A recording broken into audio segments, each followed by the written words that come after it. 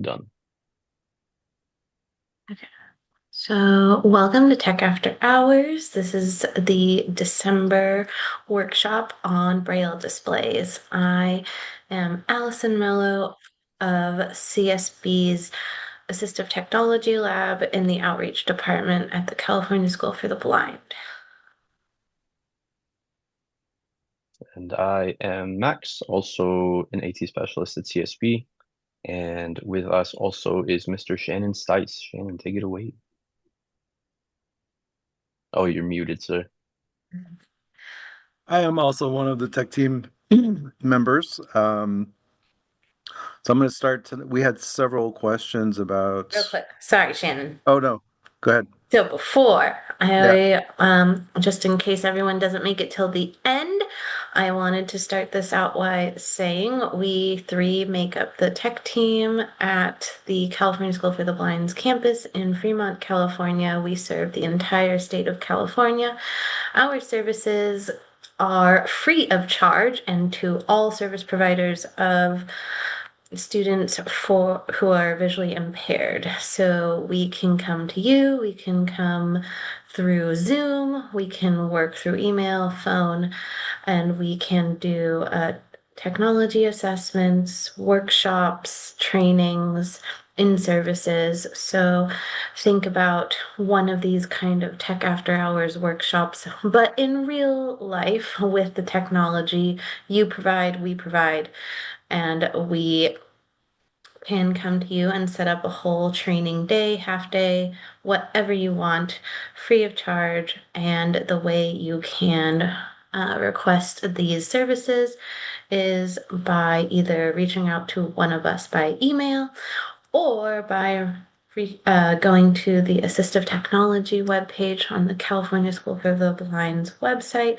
and filling out our outreach application form. Again, we serve the entire state of California, all districts, all service providers of students with visual impairments in the area of assistive technology. And today we are talking about Braille displays. We've gotten a bunch of questions. I won't take up too much time with this intro. And Shannon has our first two questions. Take it away, Shannon. All right. Thanks, Allison. I'm glad you mentioned about our outreach services. So you can also call us. You can call CSB and ask for the tech department, and we'll talk to you. Um, so we did get quite a few questions about Braille displays. The first one was kind of a multi-part one. Um, Very basic. What is a Braille display? That's a good question. A Braille display, if you're not, never seen one or never heard of one or never worked with one, is a mechanical and electronic device that uses plastic pins that can be moved up or retracted to make Braille characters. So to make letters, contractions, punctuation marks, math symbols, just about anything that you can do in Braille. And a Braille display can be connected to a computer, a laptop, or a desktop computer, or a tablet, or even a phone. And then it can translate the print on the computer or the device into Braille so that the user can then read um, the text that's on the computer. Um, let's see, anything else about that? Well, just so for example, it can be used to read the text on a web page. It could be used for reading your Gmail page, for example, reading your emails and also seeing what's in your inbox and the various categories of email that you have. It can be used to read a document, for example, in Google Docs or Microsoft Word, and you can use it to edit for writing, all the word processing functions. You could use it to read books, digital books. There are a lot of different uses for them. Um, the next part of the question was, what's the typical cost of a Braille display?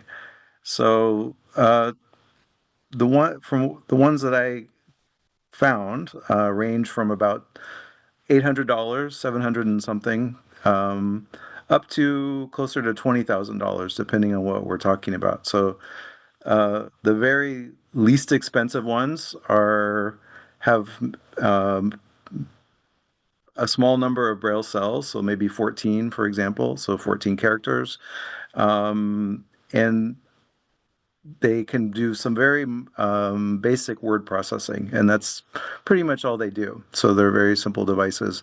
Um, as you go up in price, you get either more Braille cells, so up to 80 in some cases for the larger ones, and also more functions. So we start to go from Braille displays into Braille note takers, which can also serve as Braille displays, but they also work more like a tablet or a laptop computer. So you can do lots of other things besides word processing and um, having a Braille display. You can go on the internet. Some of them have built-in visual displays, Bluetooth connectivity, and lots of other functions.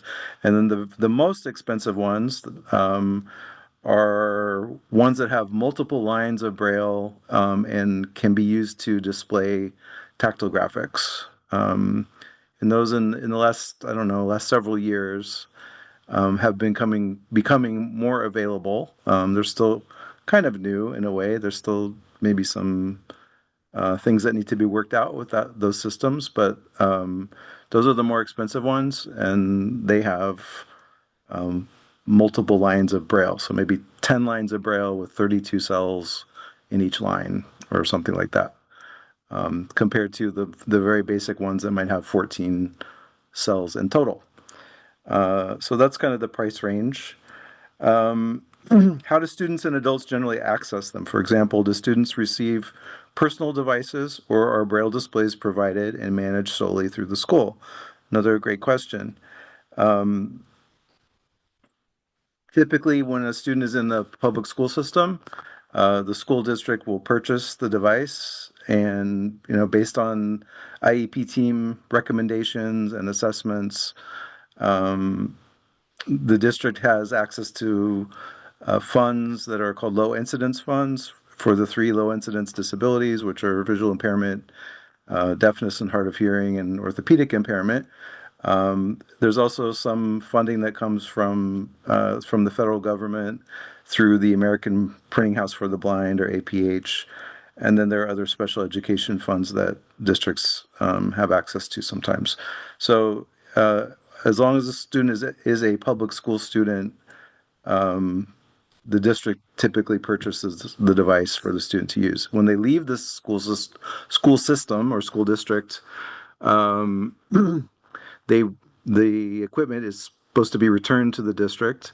When the student graduates, moves on to college, or moves out of the school system, they may become a client of the Department of Rehabilitation, usually actually before they leave school. But once they're out of the school system, the Department of Rehabilitation would be the agency that might be responsible for purchasing Braille displays and other equipment like that. And then in that case, it depends on, uh, it's up to the Department of Rehabilitation and the person's counselor, and kind of the plan that they have for what they want to do as far as going to school or working. And the Department of Rehabilitation will make a judgment about what equipment they might be willing to purchase for the student. Um, so that's basically how that works.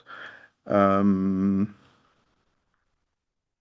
one other thing just to mention about Braille displays too is that they're typically used in conjunction with a screen reading program.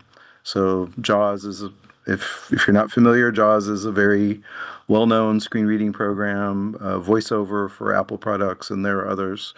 And using a screen reader allows the user to access a lot more functions on their computer or tablet or device than they would be able to without it.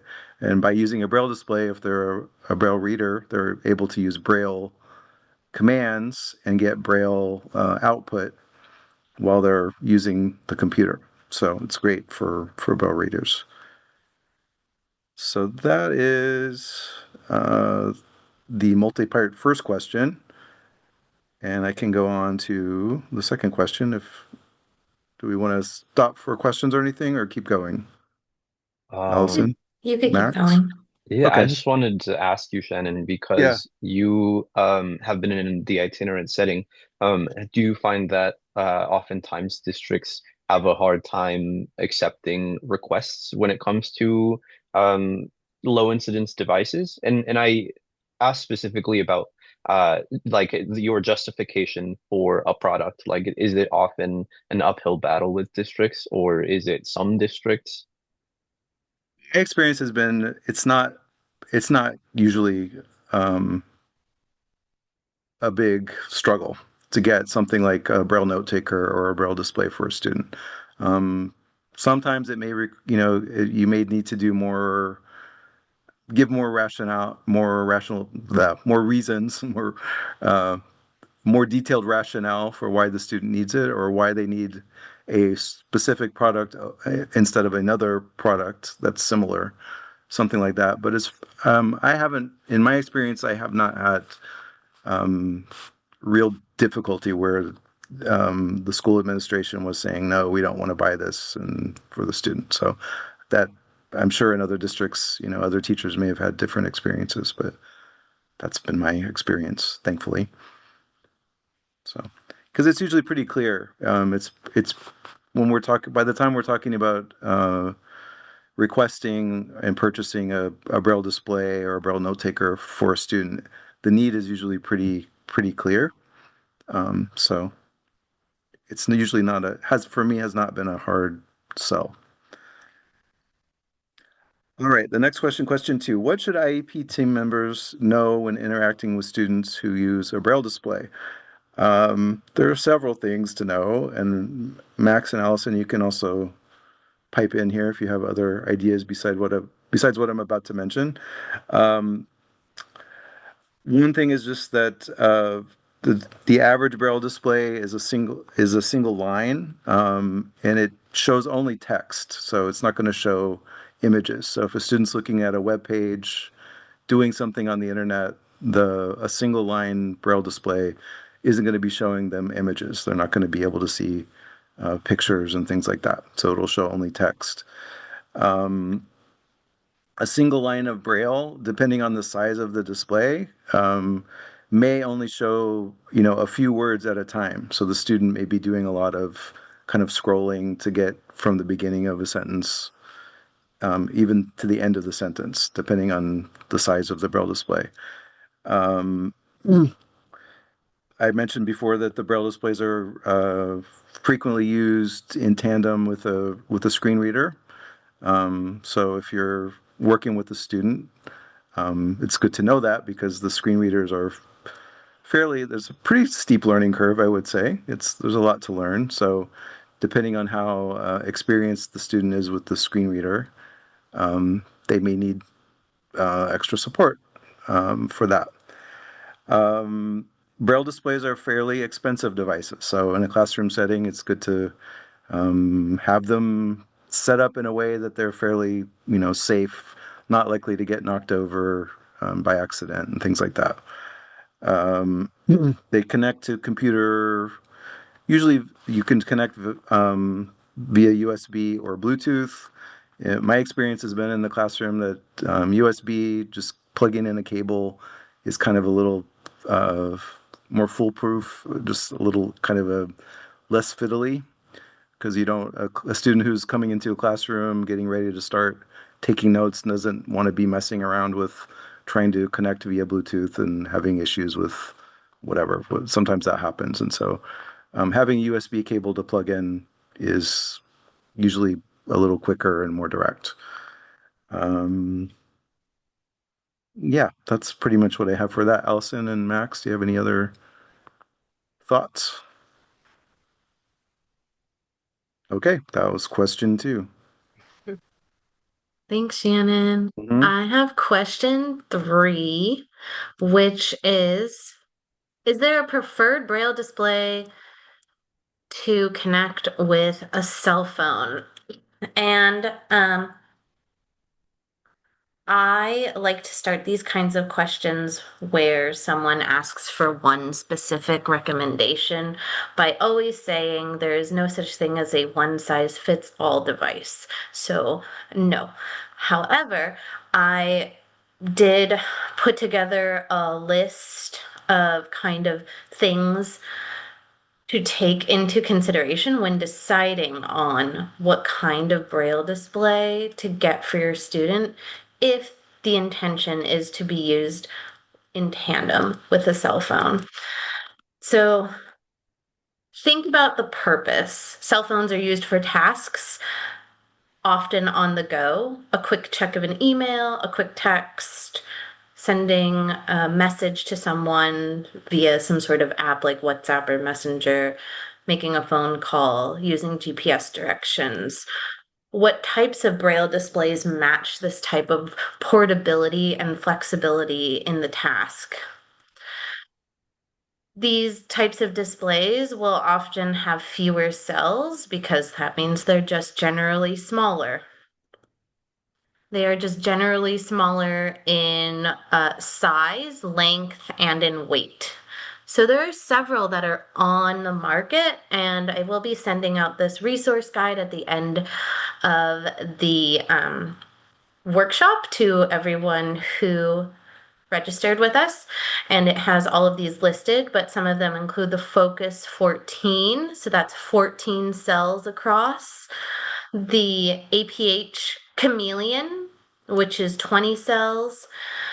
The Brilliant 20, also 20 cells. And the Orbit Reader 20, also 20 cells. Now, that 20 cell factor is really important versus that 14 cell factor because we need to think about where our students are in their Braille experience. Are they reading contracted or uncontracted? Because if they're reading uncontracted Braille and they have a 14 cell display, they might sometimes have one word on the screen. And that can be a lot of panning and losing the context of where that original first word even began. So, when you're thinking about a Braille display to be used specifically with a cell phone, what is the main purpose? Is it simply for input or output only? Or are they expecting to use it for both input and output?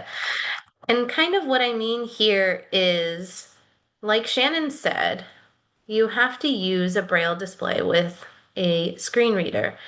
With a cell phone, that'll either be talkback or voiceover. Is the student deafblind and therefore cannot reliably use the voice output of the screen reader and therefore will be simultaneously using the display for input or output? Or are they simply more comfortable producing text on their phone via a 6-key entry of a Braille display, and therefore they're receiving most of the output, the messages or text that's on the screen via voiceover, the screen reader. So therefore, the number of cells available may not be as important since they're not going to be doing extended periods of reading using that display. Also, if you're in a district, thinking about the cost, is your district going to reasonably take the suggestion of two displays? Because presumably this is a student who has Braille as a primary learning medium. Presumably they have a display in the classroom, or one has been recommended, therefore one is going with the cell phone. So is the district going to be willing to pay for something that's being used with a personal device? And are they willing to pay for two devices? Because a 14 or 20 cell, in most cases, is not a reasonable device to be used for long classwork assignments completed on a computer or iPad with an accompanying display. has the student shown that they are mature enough to kind of handle both devices at once? Like I mentioned, we all know what it's like to use our phone on the go. Is your student mature enough to handle putting a phone in their pocket and a pocket-sized display in the other pocket or in the backpack? Is one going to get lost? Is one going to get severely damaged because they are using it for GPS purposes during an O&M lesson? Some other options that could be considered instead of a display with a cell phone. Braille screen entry is one option offered in iOS. It's called something else on Android. I don't remember off the top of my head, but it is with TalkBack, and you can use, I think it's called Braille keyboard entry. And so you can use your fingers in the 6-key positioning on the screen and input text into edit fields as if you had a Perkins screen under your fingers. So maybe that is an option that your student could use if they are more comfortable with the 6-key entry. But also, could dictation be an option? Um, could modified typing on the screen?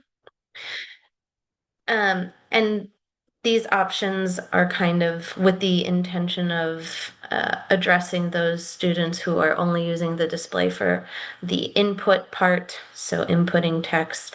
So these are only those options, not for if your student's main intention is the output of reading the display. Cell phones fit in our pocket. So, are we giving our students a device that fits this lifestyle?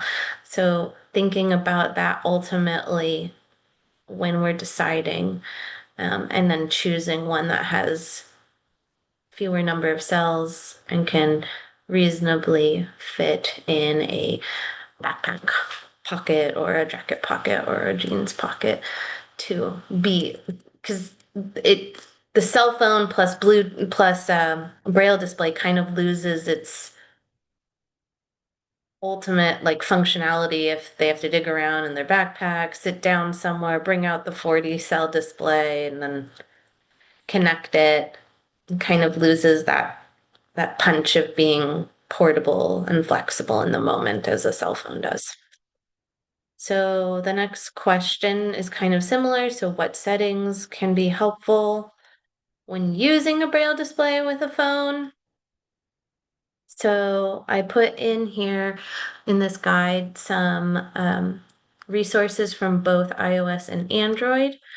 But essentially, some of the biggest settings that are most important include making sure that the Bluetooth setting is always on, making sure that a screen reader is always on, or setting up a screen or setting up an accessibility shortcut so that a student can always independently turn on their screen reader in a pinch if the teacher is not there and they can quickly connect to their Braille display. When using a Braille display with any device, you get to select the input and output tables. That means that you will be selecting literary Braille versus computer Braille, grade 1 versus grade 2, and making sure that these match so that the text that your student is inputting, the grade of Braille, the type of Braille that your student is inputting matches what they are reading, because the second it is on the screen, if they were to read it for editing purposes or to verify what they wrote is correct, right? If it's in a different grade or in a different style of Braille, then it it may not make sense to them and they might be kind of confused. Okay, and then one other setting is that many of these devices, especially tablets, tablets and phones have lots of gestures that come with their screen readers. And Braille displays can either override or be an extension um, of these commands. So in both Android and iOS, you can look at the default commands that you can use using a Braille display. So, like chord commands, for example, H plus space takes you to the home screen. Um, but you can also program some of your own. So, if your student has some particular task that they regularly need to do, and it doesn't have a built-in default command with their Braille display and the screen reader, then you can always go into your settings and create them. Okay. The next one is also mine, the next question, and it's about state testing. Um, so the question is asking, do we have suggestions for use of Braille displays for the purposes of testing such as MAP, which is only online? So I spoke with our testing coordinator, and our testing coordinator recommends that a 40 cell display be used as that's the preference. 32 cells will do, but absolutely nothing smaller in size than that. Kind of taking you back to that whole question of like, is your district buying two devices or just one? And under what circumstances, which is most important? So our campus stopped using map testing because of accessibility issues, but our testing coordinator did say that when they were using map testing, that we used the focused 40 displays, but also a Brilliant could be used. They have 40 cells as well. Braille note takers have to be used in terminal mode, and the state of California does offer guidelines, which are going to be in our resource doc, on the how to administer a test, an electronic test, using a Braille display plus a screen reader. That is it for my 3 questions. Max, take it away. Oh boy. I get the fun ones. So my question was, is the Monarch useful to have high school students learn for more advanced math classes, such as Algebra 2, for college level math classes that involve graphs? And I don't think there's ever a yes or no question when it comes to assistive technology. So as I thought about this question, I landed on, well, it depends. It depends on the students' Nemeth skills, which we're assuming if they're going into Algebra 2, they most likely have this down. But at CSB, we have had some students come in from districts where they were in mainstream settings, but they didn't have that much Braille experience because they recently lost their vision or for a myriad of other reasons. And so usually what happens in those cases is you have a student that's learning Braille and Nemeth and assistive technology all at the same time, and that's a huge load. And so for a student like that, I think you can gradually introduce a device like that, but initially I think it would be really difficult. It also depends on a student's exposure to tactile graphics. Namely, can they read them? Do they have exposure and can they interpret the information and make sense of it? We see a lot of times that students come in also and they don't have that much experience with tactile graphics, but with training and practice and repeated exposure, they get there. So uh, yes and no. But also, does the team think that they will send PDFs of graphs to a student? If yes, they either need to get them from the teachers or make them.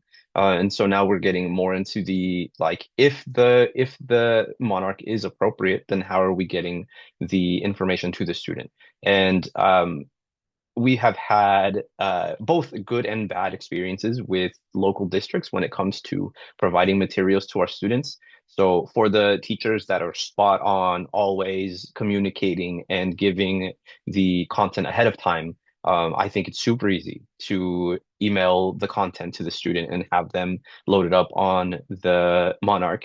whether they're using a USB stick or they're accessing it through email. They can do it that way. Does the student prefer hard copy versus electronic tactile graphics? Then there's a trade-off of, does the student want to carry the device for math specifically, or are they using it for other classes as well? Does it make sense if they are having multiple textbooks or a laptop and a Braille display as well as a Monarch? Can it be a long-term device? I think this is like there should be a lot of steps to determine whether or any device, not just specific to the Monarch, but whether a device is going to be a long-term device. If the student is going to have it post high school and into college, will it help them? Presumably, there would be a training or a meeting to discuss these accommodations with the entire IEP team. So I think that the bottom line is yes, if there is a long-term plan for the device or devices like it. I have a student currently in the Monarch pilot program that doesn't use it as often outside of class because he's working on finishing out his senior year of high school, though he likes the device. So it really depends on what the specific situation is for the student. But I do know that there are more planned rollouts of features and things within the Monarch ecosystem. I think that key graph has been one of those changes that came out recently as opposed to key math, which is cool. So yeah, I think as long as the product's supported and there is a long-term plan and it fits the student, I don't see why it wouldn't be a good device, but it also again depends on all of the other factors I mentioned, if not more factors. And then the other question I have was about Braille display commands and processes for selecting, copying, and pasting text. I initially was going to do a live demo of this, and then I realized halfway home that I forgot the Braille display that I was going to use for it. But it's okay because like that doesn't really matter. I'm going to talk through what the commands would be, and then also relate them to how you would do it on a computer. So for that, I'm just going to share one of my screens. I wanted this one. So on your screen, you should have a shared Google Doc that I made. And so I'm going to use my keyboard instead of the Braille display for obvious reasons. But with the Braille, or specifically with the Focus 40 Braille display, it would work the same way on Focus 14 and any Focus devices. So you have selection of text is going to be a chord, which means that you're using the space bar and then in tandem with enter and a couple of other keys. So and there's other ways to do it also, but I like using you would do the backspace and space and dot six for characters going forward, meaning one letter at a time would be more or less like so. And then if you wanted to select it backwards, then you're doing the same thing except for with dot three. So dot three would take you backwards when you're selecting, and then if you wanted to do full words, then you're doing shift and no, sorry, backspace and space and dot five. And so that is going to select entire words going forward. And then if you wanted to go backwards, then it's dot two. And then for full lines, I wrote, well, so for lines that you want to the end of the current cursor location or end of line from the current cursor location, it'd be backspace and space and dot four six. And then if you're going in the opposite direction, it'd be backspace and space and dots 1 3. And so what that would look like is more or less like that. And then if you wanted to copy text, so on our computers, we use the control key and the letter C. The Focus 40 has this really cool thing called the modifier key. And what that modifier key allows you to do is to simulate what you would have on a computer keyboard. It's just a little bit more complicated. And the reason is because, I'm going to copy paste the part of the manual here, is because you have to do another chord. So you're doing the dot eight, which is your enter and space, and then one of the dots to start that specific function. So dot one correlates the function keys, dot two to insert, dot three to control, four for Windows, five for JAWS key, six for Alt key, and seven for Shift. And so if you wanted to do Control and C, So you have to do dot three, which is for your control, enter and space, and then you let all three of those go, and that starts that modifier. And then the next thing that you press is going to be a letter. So in the case of wanting to copy, you would do a C, and then it would select the highlighted portion, assuming that you highlighted text. And then for pasting, it would be similar. You would do a dot three with enter and space, and then let those go, and then V, and that would be your paste. And so you can do that with any of those modifier keys. If you want to do Windows and D, for example, to get you back to your desktop, then instead of a dot three and an enter and a space, it would be the dot four and an enter and a space, and then the letter D afterwards. And that would take you to your desktop. And same way that you would do any of the other ones that are listed. For the Aureliant, it's a little bit different, and I'm going to paste that here also. Also from their manual, if you wanted to select all text, so we know that Control and A on the computer keyboard is select all text, but if you want to do it using the Braille display, you have to do space with dots 3 and 8, and then the Braille letter A. So it's kind of a similar process, but the dots that you're selecting are a little bit different. But I wanted to talk a little bit more about the focus because that's the one that we primarily use at CSB. We have so many of these. So you can also use the left shift key, which is the little square with a circle in the middle. So you do C with that little left shift key is copy. So again, you select your text using the method that we described earlier, which is your backspace and space and your dot, whichever one you wanted to do, whether it's a line, a word, or a letter. So you have all of that done, and then you would do the letter C, and then you would press the left shift, and that is the really quick way of doing a copy. And then you would do a V in that left shift or a paste. And I really like that because it's a lot less involved. Though I do like knowing how to get to the modifier keys because you will probably have to interact with them at some point. Da, da, da, da, da, da, da. Okay, I think that's it as far as what the demo was, but if people have more questions afterwards, I'm more than happy to answer any more questions. I think that was it for my two questions. And then we have a final one for Mr. Shannon Stice.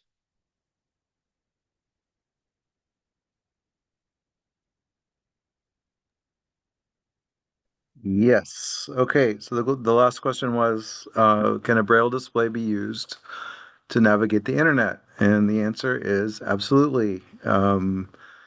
If you're using a Braille display that is whose main function is a Braille display, you're definitely going to be using it with a screen reader like JAWS or VoiceOver or another one to navigate the internet. But um, it is a it is a primary tool that people use um, that blind users use to navigate the internet, along with screen reader programs. Um, we talked about kind of the different types of Braille displays and kind of different levels of Braille display earlier.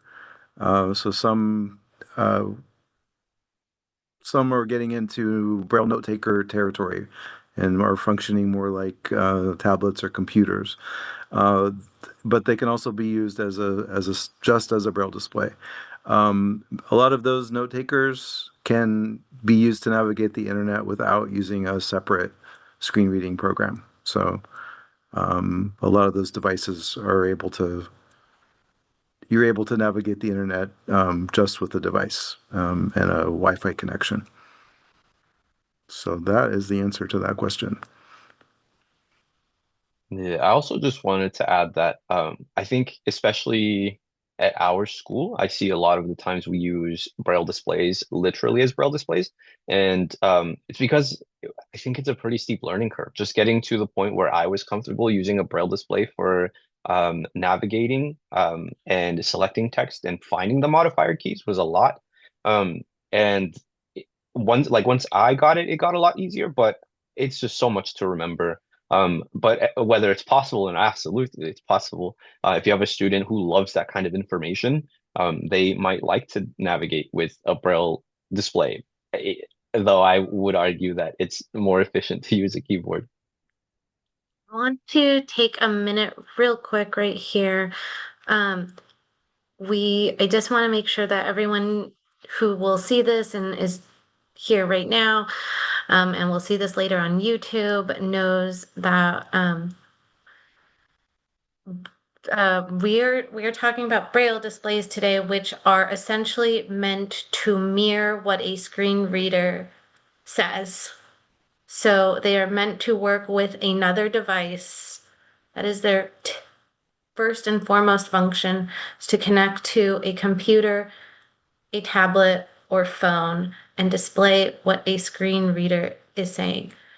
A Braille display will not work without a screen reader turned on because it is simply mirroring what the screen reader is saying.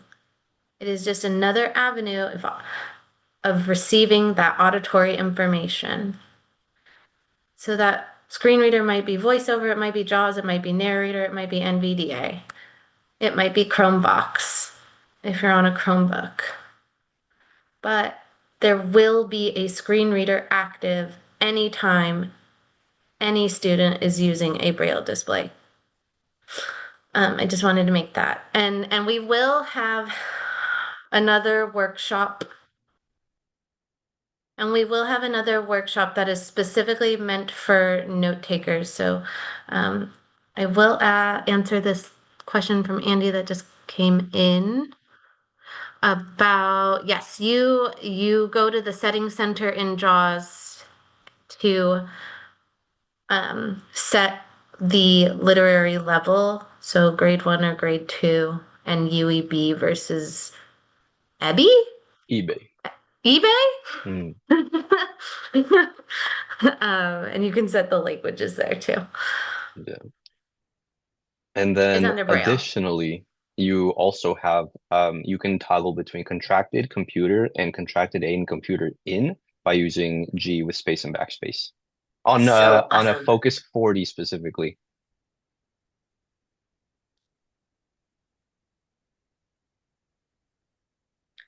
Um, so yeah, we have um, a couple more minutes. If anyone has any more questions, you can just raise your hand and we'll call on you. I'll leave it open for like 2 or 3 more minutes. If we've got nothing, then we will give you the gift of time.